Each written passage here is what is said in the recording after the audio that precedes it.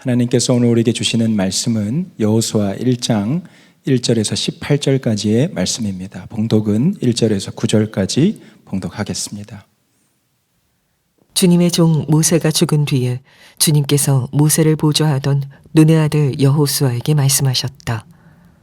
나의 종 모세가 죽었으니 이제 너는 이스라엘 자손 곧 모든 백성과 함께 일어나 요단강을 건너서 내가 그들에게 주는 땅으로 가거라. 내가 모세에게 말한 대로 너희 발바닥이 닿는 곳은 어디든지 내가 너희에게 주겠다. 광야에서부터 레바논까지 큰 강인 유프라테스 강에서부터 햇사람의 땅을 지나 서쪽의 지중해까지 모두 너희의 영토가 될 것이다. 내가 사는 날 동안 아무도 너의 앞길을 가로막지 못할 것이다. 내가 모세와 함께 하였던 것과 같이 너와 함께하며 너를 떠나지 아니하며 버리지 아니하겠다. 굳세고 용감하여라. 내가 이 백성의 조상에게 주기로 맹세한 땅을 이 백성에게 유산으로 물려줄 사람이 바로 너다. 오직 너는 크게 용기를 내어 나의 종 모세가 너에게 지시한 모든 율법을 다 지키고 오른쪽으로나 왼쪽으로 치우치지 않도록 하여라. 그러면 네가 어디를 가든지 성공할 것이다. 이 율법책의 말씀을 늘 읽고 밤낮으로 그것을 공부하여 이 율법책에 쓰여진 대로 모든 것을 성심껏 실천하여라. 그리하면 내가 가는 길이 순조로울 것이며 내가 성공할 것이다. 내가 너에게 굳세고 용감하라고 명하지 않았느냐? 너는 두려워하거나 낙담하지 말아라. 내가 어디로 가든지 너의 주 나 하나님이 함께 있겠다. 주님의 은혜가 여러분과 함께 하기를, 정말 함께 하시기를 축복합니다. 우리가 다 예수님을 믿는데 알고 보니까 내가 실상은 예수님을 믿지 않는 사람이었다, 이렇게 드러나는 것은 정말 충격이고 끔찍한 일이죠. 코로나19 때문에 다 힘들고 어렵다, 특히 교회도 우리 그리스도인들도 다 어렵다고 말하는 그 문제의 핵심이 바로 이것입니다. 우리가 그동안에 진짜 예수님을 믿지 않았던 것, 사람을 믿고 살았던 것, 이것이 지금 현재 우리 한국 교회와 또 성도들의 신앙인의 민낯입니다. 그러니까 코로나19도 힘들지만 코로나19 이후에 대해서도 두려워하는 것입니다. 여호수아서를 읽으면서 하나님께서 저에게 정말 두려워할 만큼 깜짝 놀랄 그런 영적인 실상을 하나님께서 보여주셨습니다. 말씀을 준비하는 것 자체가 너무나 떨릴 정도로. 1장을 지나면 이제 2장을 건너가야 되는데 그렇게 다음 장으로 건너가기가 무서울 정도로 하나님께서 여호수아를 통하여 저의 신앙의 민낯도 확 보여주시는 그런 역사가 있었습니다. 저는 여러분들이 이 여호수아서 말씀을 매주 말씀을 듣고 묵상하는 중에 여러분의 신앙 자체에 근본적인 변화가 있기를 축복합니다. 여호수아는 모세의 뒤를 이어서 이스라엘 백성이 가나안 땅에 들어가서 가나안을 정복하게 하는 과정의 이스라엘의 지도자였습니다. 430년 동안 애굽에서 종살이 하다가 40년 광야를 지나서 꿈에 그리던 가나안 땅에 들어가기 바로 그 직전에 요단강만 건너면 가나안인데 모세가 죽습니다. 이스라엘 백성에게 있어서 모세는 차지하는 의미가 엄청납니다. 거의 하나님 수준입니다. 엄청난 충격을 받았죠. 그리고 그 모세의 역할을 여호수아에게 맡기십니다. 이제 여호수아가 이스라엘 백성을 이끌고 가나안 땅을 정복하라는 거죠. 그런데 여호수아가 너무 두려워하는 것입니다. 왜 두려웠을까요? 가나안 땅에는 이미 아주 강대한 족속들이 살고 있었습니다. 그래서 두려운 것일까요? 그렇게만 생각하기 어렵습니다. 왜냐하면 여호수아는 이미 40년 전에 가나안 정탐꾼으로 들어갔던 사람입니다. 12명의 정탐꾼으로 들어갔다가 그는 이 가나안 땅에 아주 강대한 족속이 살고 있는 걸 알고 있었지만 성벽도 대단히 강건하고 그는 얼마든지 우리가 정복할 수 있다고 확신했습니다. 그래서 빨리 들어가자고 갈렙과 함께 그렇게 외쳤던 사람이 여호수아입니다. 그러니 여호수아가 가나안 족속이 무서워서 두려웠다고 말하기는 좀 어렵습니다. 여호수아가 왜 그렇게 무서웠을까요? 그가 모세의 뒤를 이어서 이스라엘 백성을 이끌어갈 지도자가 되고 보니까 자기가 진짜 하나님을 믿은 게 아니었다는 것이 깨달아진 겁니다. 이게 말도 안 될 일이죠. 아니, 모세 뒤 이어서 여호수아가 하나님이 택하신 사람입니다. 그때 당시에 이스라엘 백성들 중에 여호수아만한 믿음을 가진 사람 없었어요. 여호수아처럼 신실하고 그리고 자격도 있고 그리고 경험도 있고 그런 사람은 없었어요. 그런데 그 여호수아가 하나님을 믿지 않았다. 이걸 뭐 어떻게 설명을 해야 하는 겁니까? 1절에서 여호수아에 대한 소개가 나오는데 먼저는 모세에 대한 소개가 나옵니다. 모세를 뭐라고 표현했냐면 주님의 종 모세라고 표현했습니다. 그러니까 모세는 하나님을 대면하여 알던 정말 하나님이 지시하는 대로 그대로 행했던 종이었어요. 하나님의 종이었어요. 신명기 34장 10절에 보면 이렇게 써 있습니다. 그 후에는 이스라엘에 모세와 같은 선지자가 일어나지 못하였나니 모세는 여호와께서 대면하여 아시던 자요. 그러니까 모세는 하나님을 직접 만났고 늘 만나고 하나님의 지시를 받았고 하나님께 순종하던 사람이었습니다. 거기에 반해서 여호수아는 뭐라고 표현했냐면 모세를 보조하던 여호수아라고 그렇게 나옵니다.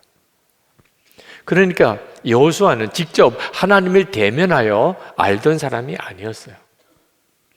모세가 하나님을 대면하여 아는 것을 옆에서 지켜는 보았습니다. 모세의 시종이었거든요. 모세가 얼마나 하나님을 인격적이고 친밀하게 아는지 그걸 옆에서 지켜는 보았습니다. 그리고 40년 동안 엄청난 역사를 모세를 통하여 하나님이 행하신 것도 보았습니다. 그것으로 충분했어요. 자기가 직접 하나님을 만나지 않았어도 하나님을 직접 만나고 있는 모세를 보고 여호수아는 용기를 가질 수 있었어요. 하나님은 살아계시다 믿었어요. 그는 얼마든지 지금이라도 가나안 땅에 들어가면 우리가 그 땅을 정복할 수 있다고 믿었어요. 모세를 보고 하나님은 진짜 살아계시구나 그렇게 믿었다니까요. 그런데 모세가 죽자 완전히 상황이 달라져 버렸어요. 게다가 자기가 모세를 대신해서 이스라엘 백성의 지도자가 됐습니다. 모세가 하던 역할을 자기가 해야 돼요. 엄청난 두려움이 왔어요. 그동안에 여호수아는 하나님을 대면하여 알고 하나님의 인도함을 받는 그런 믿음이 아니었어요. 모세가 죽으니까 완전히 믿음이 다 꼬꾸라진 것 같았습니다. 이것이 여호수아의 신앙의 민낯이었어요. 여러분, 이것은 우리들의 문제입니다. 우리가 하나님을 믿고 예수님과 동행한다고 말은 하지만 그게 실제가 아닌 사람이 많습니다. 오늘 이 자리에도 여호수아와 같은 믿음을 가진 사람 많습니다. 그 사람들이 다 나쁜 사람 아닙니다. 신실하고 성실하고 충성스럽고 그러니까 여호수아가 하나님이 택하신 거죠. 그때 당시에 이스라엘 백성 중에 제일 신실하고 믿음 좋은 사람이 여호수아였다니까요. 여기도 정말 교회 생활 열심히 하고 그리고 가정도 다 가족들이 예수님을 믿고 기도도 많이 하고 그런 여호수아가 지금 여기에도 많습니다. 그러나 그런 믿음으로는 도무지 극복이 안 되는 문제가 있습니다. 코로나19 확산을 겪으면서 우리가 힘들어하는 것은 감염의 위험, 경제적인 위기만 아닙니다. 믿었던 교회가 흔들립니다. 도처에서 교회에 대해서 별의별 말들이 다 들립니다. 함께 신앙생활 하던 사람이 떠나는 사람들도 많고, 그렇게 믿고 의지하던 분들이 세상 떠나기도 하고 은퇴하시기도 하고, 또는 내게서 멀리 떨어져 가는 일도 생기고, 어느 순간에 보니까 나 혼자 남은 것 같아요. 경제적인 어려움도 오고 시험도 유혹도 오고, 그런 와중에서 사람들이 다 나를 주목하네요. 당신 하나님 믿지요? 하나님께서 뭐라고 하십니까? 여호수아가 지금 부딪힌 문제가 뭔지 아십니까? 그동안에는 모세 믿고 하나님과의 관계에 대해서는 걱정을 안 했습니다. 근데 이제는 하나님과 대면하여 아는 믿음이 아니면 해결할 수 없는 상황에 온 거예요. 여러분, 믿었던 사람 다 떠나고 혼자 남았고, 교회도 다 모일 수가 없고 나 혼자만 남아. 어느덧 사람들이 다 나를 주목해요. 그럴 때도 예수님 한 분이면 충분합니다. 두려워하지 않고 염려하지 않고. 여러분은 그럴 믿음이십니까? 코로나19 때문에 우리의 그 신앙의 민낯이 다 드러난 겁니다. 여러분도 두려운데 두렵다고 막 하소연하는 사람이 생기는 거예요. 아니, 나도 지금 힘든데 위로해달라는 사람이 오는 거예요. 지금 나도 휘청거리는데 붙잡아달라는 사람이 오는 거예요. 그거 어떻게 합니까? 이런 일들이 지금 우리가 겪고 있는 일이에요. 여러분, 반드시 감당 못할 시험 당할 때가 옵니다. 그때를 대비해야 돼요. 나는 여호수아 같은 사람 아닙니다. 그렇게 피해갈 생각하지 마세요. 여러분 주변에 있는 사람들은 여러분이 여호수아 같은 믿음을 가지고 있다고 보고 있어요. 그래도 예수 믿는 사람이잖아요. 가족들도 친척들도 주변 사람들이 여러분이 예수 믿는 사람인 줄 알고 있잖아요. 그 말은 여러분에게 무언가를 기대하고 있다는 거예요. 여러분 자신은 난 형편없어. 난 잘 모르겠어. 난 주님의 음성 들은 적도 없어. 나는 하나님 때때로 안 믿어질 때도 있어. 여러분, 그러고만 있을 수 없을 때가 와요. 진짜 붙잡아 줘야 될 사람이 흔들리고 사방에 있는 사람들이 다 나만 주목해 보고 있는 순간이 올 때, 그때는 어떻게 하실 거예요? 혹시 여러분 귀신도 무서워하는 믿음으로 지금 살고 있는 사람 없습니까? 사도행전 19장에 보면 악귀가 스게와의 7 아들에게 내가 예수도 알고 바울도 알지만 너희는 도대체 누구냐? 그러면서 막 달려들어서 봉변을 준 일이 있습니다. 안타깝게도 많은 그리스도인들이 악귀가 든 사람 만나는 걸 무서워해요. 왜? 그 악귀가 내가 예수도 알지만 넌 도대체 누구냐? 이렇게 말하면 어떡하냐 말. 그런 믿음으로 도대체 앞으로 어떻게 살아가려고 하십니까? 여러분, 이제는 더 이상 의지할 어떤 사람을 찾으면 안 됩니다. 그게 여호수아 신앙의 한계였어요. 사람을 통해서 하나님을 믿는 신앙은 결국 이렇게 되어 있는 거예요. 결정적인 순간에 그때 다 무너지는 거예요. 그래서 하나님께서 여호수아에게 나타나셨어요. 만나셨어요. 모세에게 하셨던 것처럼.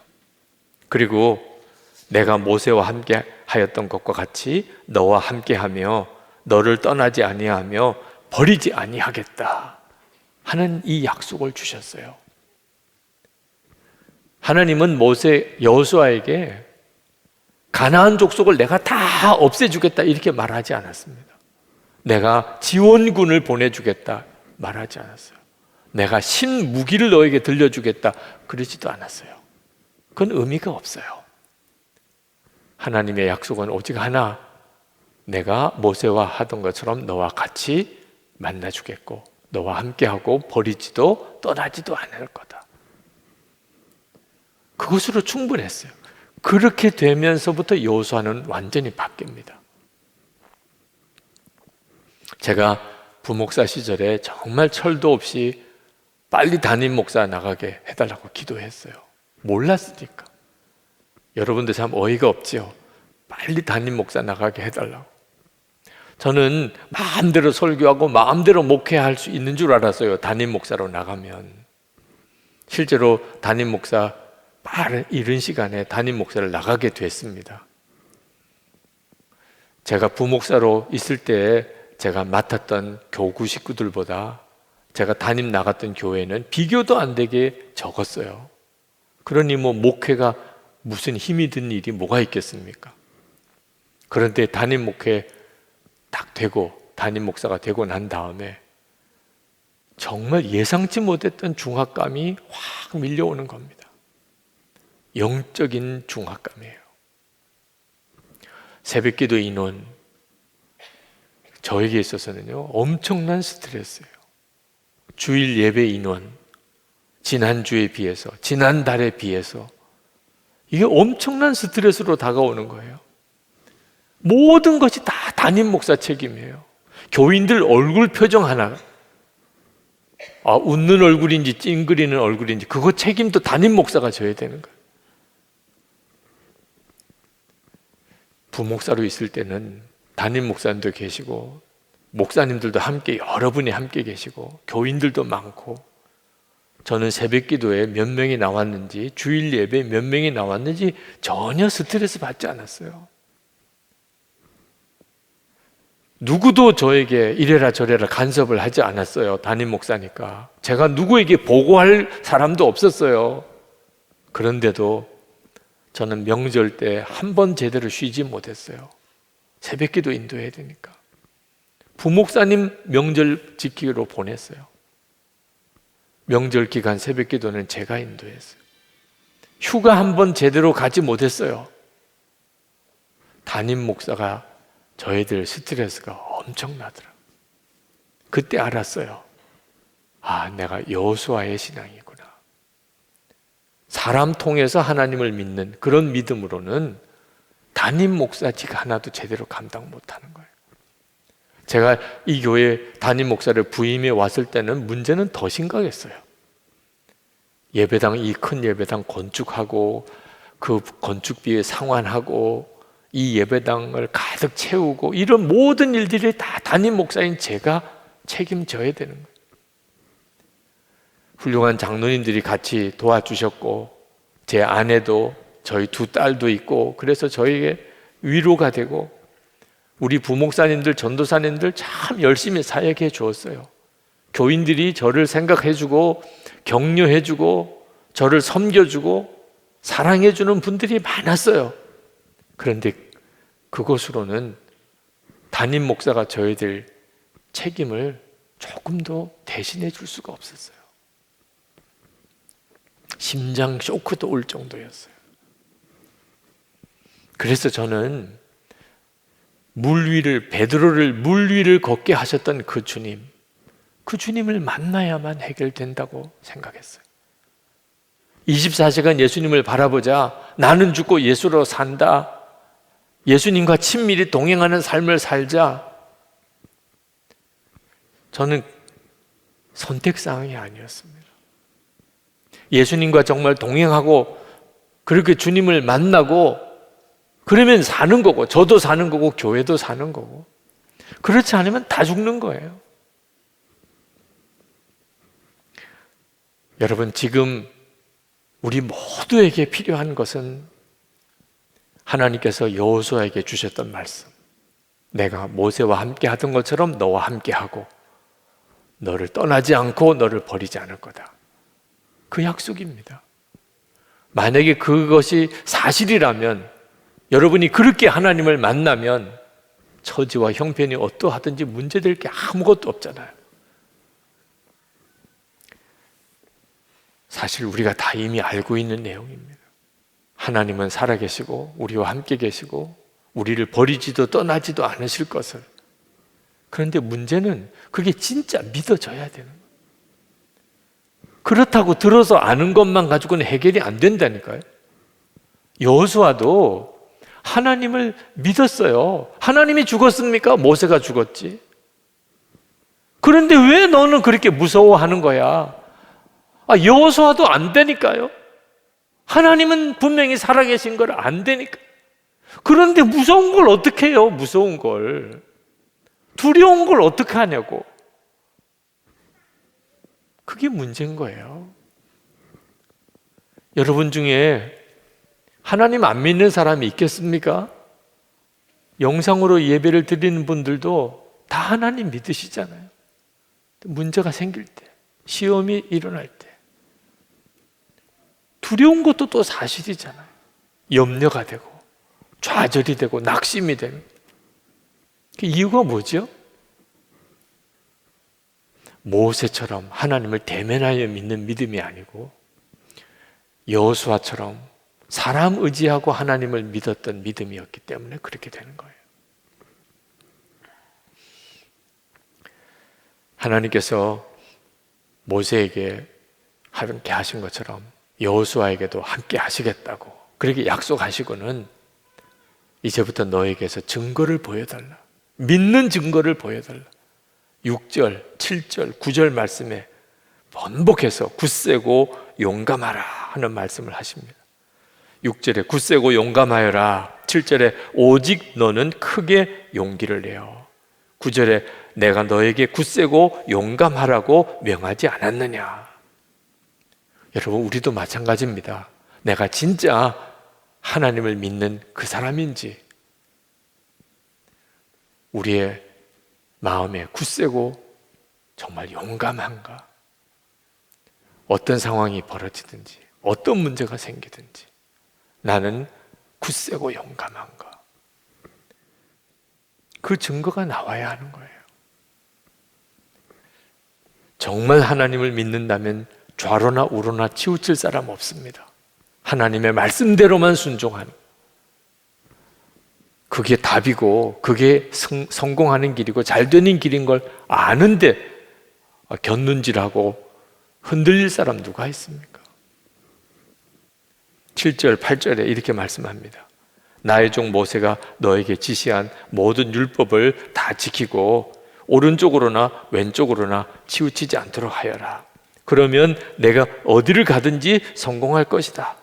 이 율법책의 말씀을 늘 읽고 밤낮으로 그것을 공부하여 이 율법책에 쓰여진 대로 모든 것을 섬신껏 실천하여라. 그리하면 내가 가는 길이 순조로울 것이며 내가 성공할 것이다. 여러분, 우리가 다 아는 내용이에요. 하나님의 말씀대로 살면 성공한다. 하나님의 말씀에 순종하면 반드시 하나님의 약속을 이룬다. 오늘 처음 들으셨나요? 문제는 알지만 그렇게 사라지지 않는데 문제가 있는 거예요. 하나님의 말씀대로 사는 일이 그게 간단한 일입니까? 몰라서 지금 못 사는 겁니까? 어느 분이 저에게 나는 죽고 예수로 살라 목사님 말씀대로 했더니 정말 놀라운 삶을 살게 됐습니다. 목사님 너무너무 감사합니다. 그러시더라고요. 참 기뻤습니다. 그러면서도 마음 한편으로는 너무너무 서운함이 있더라고요. 어떤 분이 또 그러세요.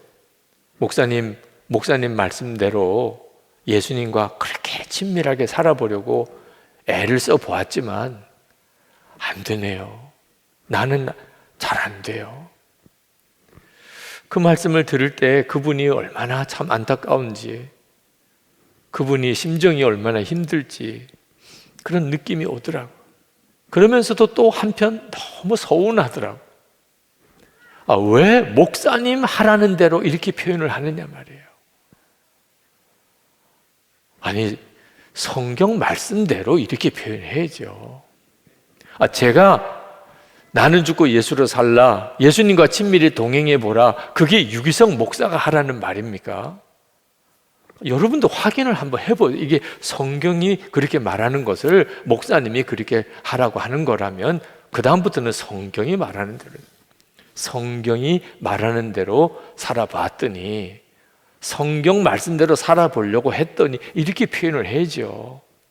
제가 원하는 것은 오직 성경대로 한번 믿어보고 살아보자는 거예요. 저도 흔들릴 때, 휘청할 때가 많습니다. 안 되나 보다, 이건 안 되는 건가 보다, 도무지 못하겠어, 이런 때도 와요. 그때마다 성경이 그렇게 하라고 한 건지 다시 확인합니다. 하나님의 말씀이 분명히 그렇고 그렇게 살라고 했구나. 그러면 두 번도 더 이상 갈등하지 않고 갑니다. 주님이 그렇게 말씀하셨으니까 저는 갑니다. 그렇게 살았던 것뿐이에요. 그러면 반드시 하나님이 책임지시겠다는 거예요. 여호수아는 정말 하나님의 말씀대로 철저하게 순종했습니다. 어느 정도로 순종했는지 여호수아서 11장에 가서 증언이 나옵니다. 여호수아서 11장 15절에 이렇게 말씀합니다. 여호와께서 그의 종 모세에게 명령하신 것을 모세는 여호수아에게 명령하였고 여호수아는 그대로 행하여 여호와께서 모세에게 명하신 모든 것을 하나도 행하지 아니한 것이 없었더라. 이야, 대단하잖아요. 하나님께서 말씀하신 거, 모세를 통하여 주신 계명 하나도 행하지 않은 게 없었다. 이 여호수아 1장에서 하나님이 말씀하신 걸 그대로 살아냈습니다. 어떻게 그럴 수 있을까요? 주님 하나님을 대면하여 만났기 때문에. 여호수아 1장에서 여호수아가 모세의 시종으로서 있었던 그런 믿음에서 이제는 벗어나서 그가 하나님을 대면하여 만났어요. 그러고 나니까 그는 하나님의 말씀대로 온전히 살 수 있었어요. 굳세고 용감하게 하나님의 말씀대로 살 수 있었어요. 결국 가나안을 정복했죠. 여호수아가 이처럼 하나님을 만나고 그리고 하나님의 말씀을 붙잡고 그리고 굳세고 용감하게 일어서니까 이스라엘 백성들이 여호수아를 중심으로 딱 모입니다. 하나님을 만난 사람, 그 사람 주변의 사람이 모여요. 여러분은 힘들고 어려울 때 진짜 주님을 만난 사람 누군가 찾지 않습니까? 정말 저 사람은 하나님을 만난 것 같아. 그런 사람이 있으면 여러분 그 사람 주변으로 가까이 다가가지 않습니까? 진짜 하나님을 만나고 주님을 바라본 사람은 주변에 사람이 모여요. 여호수아가 가나안 동쪽편에 이미 자기 지분의 땅을 모세로부터 받은 세 지파가 있습니다. 르우벤 지파, 갓 지파, 므낫세 반 지파. 이 세 지파는 요단강 건널 필요가 없어요. 이미 자기 땅들은 요단강 동쪽편에 있습니다. 그런데 그들이 같이 요단강을 건너지 않으면 이스라엘 백성은 힘이 쫙 빠져요. 그렇지 않아도 쉽지 않은 가나안 정복인데 일부는 떨어져 나가면 그러면 이건 싸움도 안 되는 거예요. 여호수아가 르우벤, 갓, 므낫세 반 지파에게 말합니다. 너희들이 같이 요단강을 건너야 된다. 그들이요 즉각 응답합니다. 그렇게 하겠습니다. 그들은 모세로부터 땅을 받았어요. 여호수아가 이야기할 때 당신은 우리와 상관없습니다, 이럴 수도 있는 거예요. 그런데 여호수아에게 즉각 복종합니다. 그리고 맨 앞장서서 건넙니다. 아내와 아이들 그 땅에 남겨두고 그리고 장정들은 군사가 되어서 이스라엘 백성들 앞장서서 요단강을 건너요. 결국 그렇게 하나 된 힘으로 가나안 땅은 정복이 된 거예요. 우리가 하나님을 정말 진짜 만나고 붙잡으면 하나님의 역사가 우리 삶에 나타나요. 오늘 장로 권사 취임 예배가 있습니다. 참 귀한 분들이에요. 장로로 인정받고 권사로 인정받는 분은 귀하지요. 그러나 사람의 칭찬, 사람의 인정에 머물면 안 됩니다. 그건 아직 진짜는 아니에요. 정확하지가 않아요. 여호수아도 그랬다니까요. 하나님의 인정이 있어야 돼요. 힘들고 어렵고 유혹도 오고 시련이 와도 예수님 한 분이면 정말 충분한 그 믿음인가? 굳세고 용감한 그런 마음으로 하나님의 말씀을 철저히 순종하는가?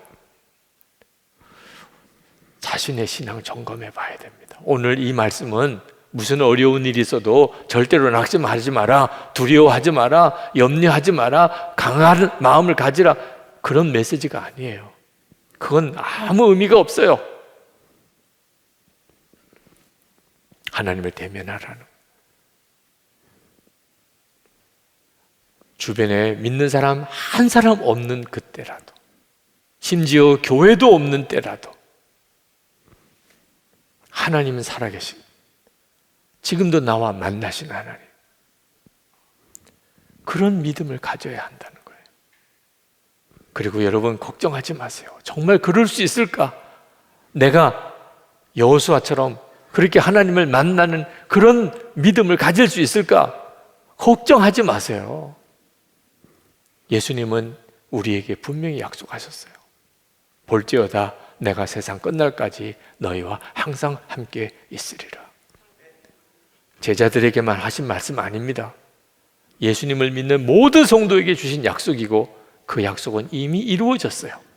우리 안에 주님은 오셨어요. 그래서 오늘 여러분들이 이렇게 예수를 믿는 거라고 말씀드렸지 않습니까?